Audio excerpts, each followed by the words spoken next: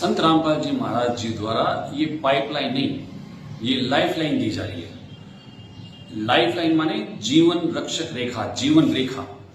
ये जीवन रेखा कैसे है कि आप देखें कि राजस्थान के भी भरतपुर का एग्जाम्पल है और हरियाणा के भी बहुत सारे गांवों का एग्जाम्पल है कि बहुत सारी जमीनें तो ऐसी थी जिसमें पिछले 10 साल से या पिछले 15 साल से पानी था और वो पानी निकाला नहीं जा रहा था, निकाल नहीं पा रहे थे।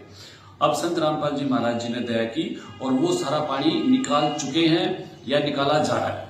अब वहां पर खेती होगी और वो किसान जो पिछले 10 या 15 साल से लाचार, बेबस और पीड़ित थे, अब वो खेती कर पाएंगे।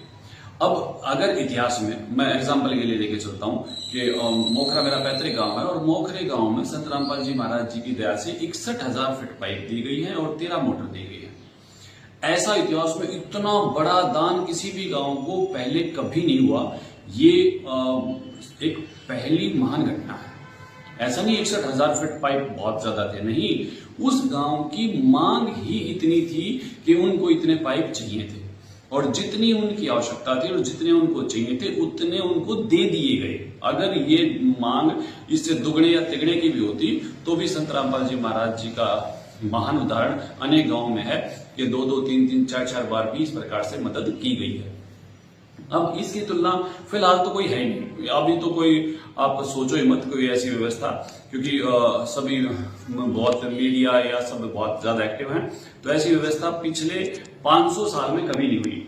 500 साल पहले ऐसी व्यवस्था झोपड़ी में बैठे कबीर परमात्मा ने 18 लोगों के लिए भंडारे का आयोजन किया था। और वो सिर्फ भंडारा ही नहीं था, जितनी बार भी जो भंडारा करेगा उसको उतनी बार मोहर और दोहर कबीर परमेश्वर की ओर से दी जाएगी। 3 बार भंडारा करेगा तो 3 बार मोहर और 3 बार भंडारा करेगा तो 3 बार दोहर दी जाएगी। अब वैसे ही आज जेल में विराजमान है। जेल में विराजमान संत रामपाल जी महाराज जी ने जिस गांव ने भी जितने पाइप, जितनी मोटर या पानी निकालने के लिए जिस प्रकार की भी उसने सुविधाएं मांगी, वो तमाम सुविधाएं बिल्कुल पूरा पैकेज दिया गया है। अब विचार करो, जब तक हम ये तुलना नहीं करेंगे तब तक हम परमेश्वर को नहीं पहचान पाएंगे। वो कबीर परमेश्वर 600 साल पहले हमारे बीच थे, हम नहीं पहचान पाए या किसी भी कारण से हम वो सब नहीं कर पाए जो उनके आदेश थे। आज फिर हमारे पास अवसर है, आज फिर वही कबीर परमात्मा उसी प्रकार जेल में विराजमान होकर ये सब व्यवस्था कर रहे हैं ताकि हम सब उन्हें पहचान लें। और हमारी प्रार्थना ये है कि इस तुलना से कबीर परमात्मा को पहचान कर उनके आदेशानुसार भक्ति करने से हमारा मोक्ष होगा और जब तक हम यहाँ रहेंगे तब यहाँ भी हम सुखी रहेंगे।